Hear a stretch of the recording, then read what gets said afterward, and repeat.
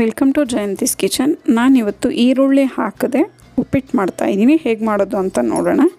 ನಾನು ಇದಕ್ಕೆ 1 ಕಪ್ಪಷ್ಟು ಎಣ್ಣೆ ತೊಗೊಂಡು ಅದಕ್ಕೆ 1 ಕಪ್ಪಷ್ಟು ತರಕಾರಿ, ಹುರುಳಿಕಾಯಿ, ಕ್ಯಾರೆಟ್, ಕಡಲೆಬೇಳೆ, ಸಾಸಿವೆ ಇದನ್ನೆಲ್ಲ ಹಾಕಿ ಒಗ್ಗರಣೆ ಮಾಡ್ಕೊಂಡಿದ್ದೀನಿ. ನಾನು 20 ಒಣಮೆಣ್ಸಿನ್ಕಾಯಿ ತೊಗೊಂಡಿದ್ದೀನಿ. ಇದನ್ನು ಎಣ್ಣೆಯಲ್ಲೇ ಈ ರೀತಿ ಬೇಯಿಸ್ಕೋಬೇಕು ತರಕಾರಿನೆಲ್ಲ. ಈಗ ಇದಕ್ಕೆ 2 ದೊಡ್ಡ ಟೊಮೊಟೊ ತೊಗೊಂಡಿದ್ದೀನಿ, ಸಣ್ಣಗೆ ಹಚ್ಕೊಂಡು. ಇದನ್ನು ಅಷ್ಟೇ ಫ್ರೈ ಮಾಡ್ಕೊಬೇಕು. ಇದ್ರ ಜೊತೆಗೆ ಇದಕ್ಕೆ 1-2 ಟೇಬಲ್ ಸ್ಪೂನಷ್ಟು ಕೊತ್ತಂಬರಿ ಸೊಪ್ಪು ಸೇರಿಸ್ಕೊಂಡಿದ್ದೀನಿ. ಟೊಮೊಟೊ ಎಲ್ಲ ಒಂದು ಸ್ವಲ್ಪ ಮೆತ್ತಗಾಗೋವರೆಗೂ ಚೆನ್ನಾಗಿ ಫ್ರೈ ಮಾಡ್ಕೊಬೇಕು ಇದನ್ನು. ಈಗ ಇದು ಫ್ರೈ ಆಗಿದೆ, ಈ ರೀತಿ ಇರಬೇಕು.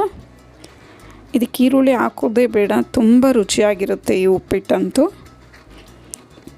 ಈಗ ಇದಕ್ಕೆ ರುಚಿಗೆ ತಕ್ಕಷ್ಟು ಉಪ್ಪು ಸೇರಿಸ್ಕೊಳ್ಳೋಣ.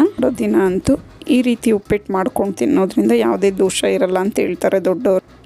ಇದಕ್ಕೆ ಸಣ್ಣಗೆ ಹಚ್ಕೊಂಡಿರೋ ಅಂಥ 1-2 ಹಿಡಿಯಷ್ಟು ಸಬ್ಬಕ್ಕಿ ಸೊಪ್ಪು ಸೇರಿಸ್ಕೊತಾ ಇದ್ದೀನಿ.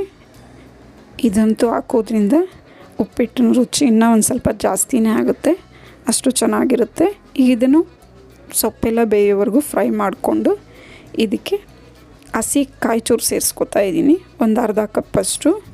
ಈಗ ಇದೆಲ್ಲ ಸೇರಿಸ್ಕೊಂಡಾದ್ಮೇಲೆ ನೀಟಾಗಿ ಇನ್ನೊಂದು 5 ನಿಮಿಷ ಇದೇ ರೀತಿ ಫ್ರೈ ಮಾಡ್ಕೋಬೇಕು. ಇದಕ್ಕೆ ಈಗ ನೀರು ಸೇರಿಸ್ಕೋಬೇಕು. ನಾನು 2 ಲೋಟ ರವೆ ತೊಗೊಂಡಿದ್ದೀನಿ, 5 ಲೋಟ ನೀರು ಸೇರಿಸ್ಕೊಂಡಿದ್ದೀನಿ.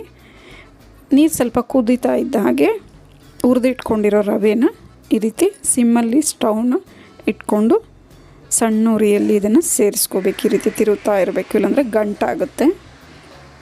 ಇದೆಲ್ಲ ಸೇರಿಸ್ಕೊಂಡಾದ್ಮೇಲೆ ನೀಟಾಗಿ ಇದನ್ನೊಂದು 5 ನಿಮಿಷ ಈ ರೀತಿ ಪ್ಲೇಟಿಂದ ಮುಚ್ಚಿಡಬೇಕು.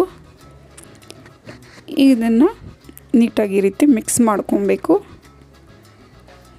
ಎಲ್ಲ ಕಡೆನೂ ಈಗ ಉಪ್ಪಿಟ್ಟು ರೆಡಿಯಾಗಿದೆ. ಈಗ ರುಚಿಕರವಾದ ಈರುಳ್ಳಿ ಇಲ್ಲದೆ ಮಾಡಿರುವಂತಹ ಸಬ್ಬಕ್ಕಿ ಉಪ್ಪಿಟ್ಟು ಸವಿಯಲು ಸಿದ್ಧವಾಗಿದೆ. ನಿಮಗೆ ಈ ರೆಸಿಪಿ ಇಷ್ಟ ಆದಲ್ಲಿ ಲೈಕ್, ಶೇರ್ ಆ್ಯಂಡ್ ಸಬ್ಸ್ಕ್ರೈಬ್ ಮಾಡಿ. ನಿಮ್ಮ ಅನಿಸಿಕೆ, ಅಭಿಪ್ರಾಯವನ್ನು ಕಮೆಂಟ್ಸ್ ಮೂಲಕ ತಿಳಿಸಿ. Thank you for watching.